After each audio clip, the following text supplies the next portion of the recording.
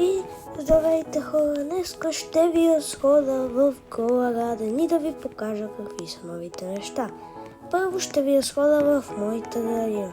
Както виждате има чушки, всякакви строберита, коконат, чушки, ябълки и всякакви други неща. И тук имам едни много ядки растения, сега ще ви покажа. Ето вижте, това са тези двете растения. И сега чакайте, че ето това ще се покажа. Както виждате, малко съм запълнен с инвентаря. Направо прелива. Даже това е запълнено.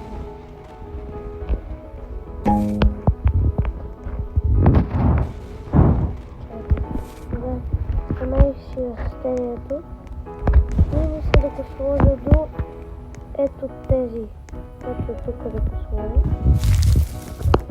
5 часа. Тук, както виждате, съм си направил краска. Момчета и лайка. И сега ще ви покажа новите неща. Значи от тук може да си взимате фойерверки. Както виждате. Аз си бях взел едно яйце. Ето това. И ще го сложим на него ето тук.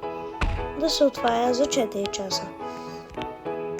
Тук може да си купувате фойерверки и яйца.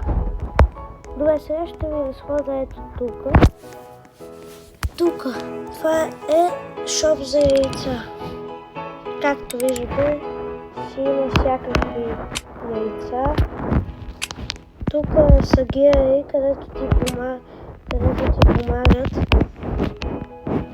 по всякакви неща.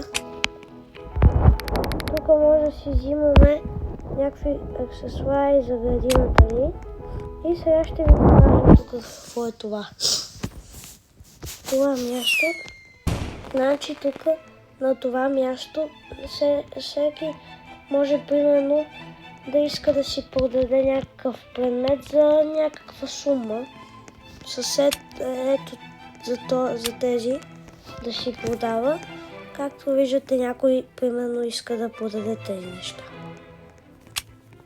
И това беше. Тук има някакъв бутшоп.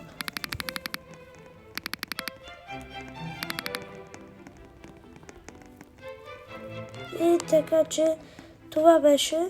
Очаквайте може би видео след малко. Чао!